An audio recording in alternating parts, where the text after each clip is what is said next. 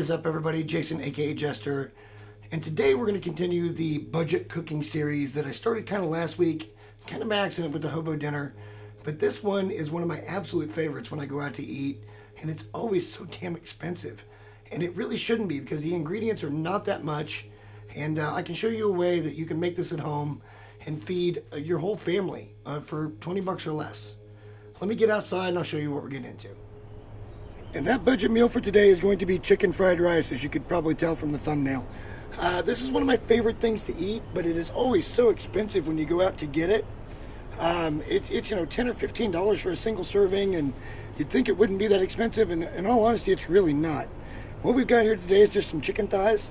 I found these on sale for $5.90 at the store, so this was a pretty good buy. Typically, I would want to use chicken breast, but as I mentioned in the shotgun shell video, and I'll leave a link to that up in the one of the corners above. Go check that one out. It was a good video. But the chicken tenderloins or the breast are just so expensive right now. So using something like this that you can find on the cheap is a really good way to save money. Basically, all you really want to do is take the skin right off of it, and it basically peels right off. From there, what I usually do is I just kind of take my knife and I clean up some of that extra fat. You can leave it on there, but I find it gets just a little squishy. And then the last thing that you're going to need to do to make these usable and viable for your chicken fried rice is going to be to get our big bone out of here.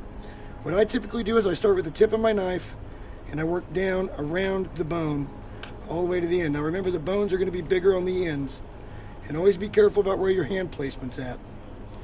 And then you can come back over here and start working around the bone again, and sooner or later you're going to meet back in the middle.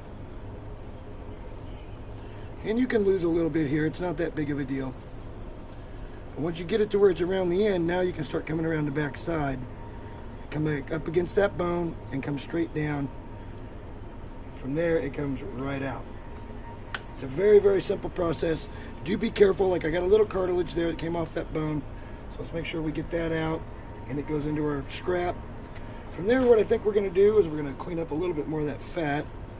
And then I'm going to take this, one side of these is going to be a little thicker than the other, so I'm going to try to cut about 3/4 by 3/4-ish little cubes, something along this line here. Let me get all of these done, and we'll get the Blackstone fired up, and I'll bring you guys back in for us cooking the chicken, and then what else we're going to add to it.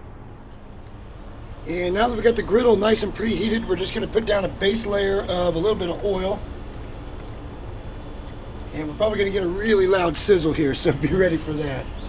But we're going to take that chicken that we got all cut up, and we're just going to drop it straight in.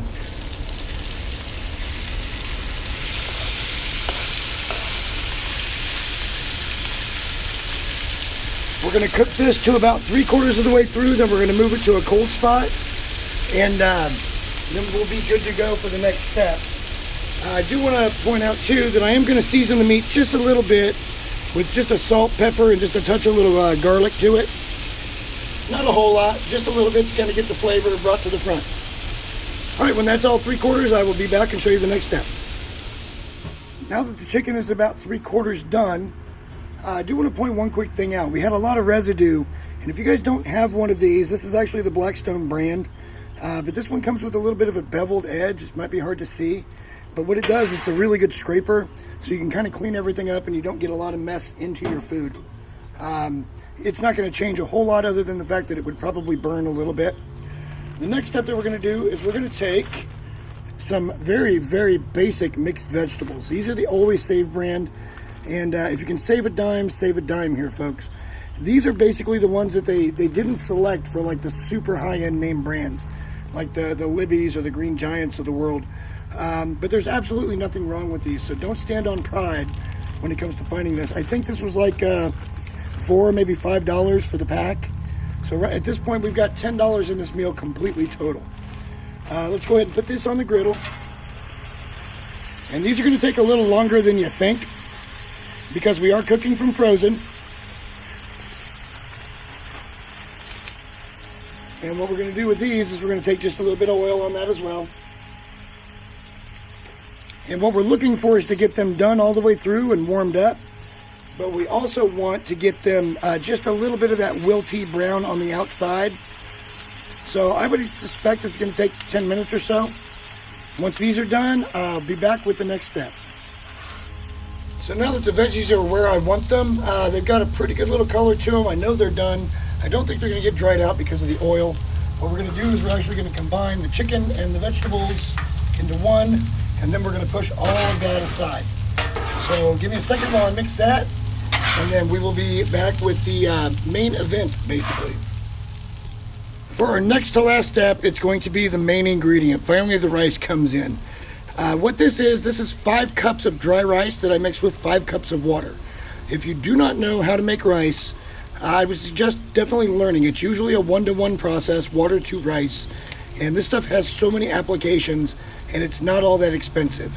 So definitely something to think about as we're going forward into this really lean time of money that you can spend on groceries. What we're going to do here is we're going to dump as much as we can right on the flat top, and then I will just hand scrape out the rest. Something like that. And as soon as I get my glove off here. Now, this is an important part when you're making this at home.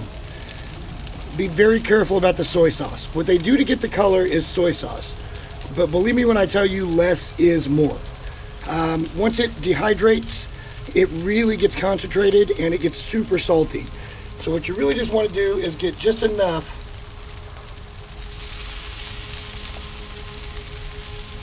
for some color, and that's about it. We're going to take a minute and we're going to fry that up on here, and then I'll be back with our final step. I went ahead and combined everything off camera. That's the next step, actually, is to combine the rice with the chicken and the vegetables.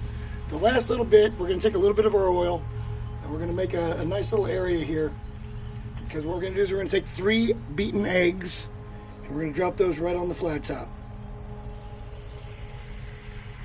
Now again, this recipe that I'm using, you guys can put whatever you'd like in your fried rice. You can do broccoli. Most places when you go, you can get onion. Usually it comes standard as onion. Again, I've covered this before to where I don't mind onion, but it hates me. So it's just kind of a thing. So let's get this one done, and then all I'm going to do is combine it. We're going to pull it off, and I'm going to bring you back the finished plate. And there it is. Now, a really nice finishing touch, if you happen to have it around, would be a little sriracha. I find that goes really, really good on fried rice, but this is pretty eatable just as is. This one I wanted to add just a little bit of soy to, but it came out really well. And I guarantee you there's minimum 6 adult servings in that batch that we just made. I think overall we've got about, I'd say about $18 in that, 20 at the top, and 6 servings for that. So you compare that to what you get at your local Asian Flair restaurant, and there's just so much more bang for your buck when you do this on your own. Also, now that it's been a couple of weeks, I do want to take just a second and thank everybody that's personally reached out since Mom passed, and it's meant a lot to me, and it's really helped a lot. So I just want to thank you guys, and you know who you are, but I appreciate it, and I love you all. If you guys find this kind of content useful, please hit that subscribe button. It really does help, and maybe like the video. There's tons more coming in the future, and I can't wait to get to it. We'll see you in the next one, folks. Bye.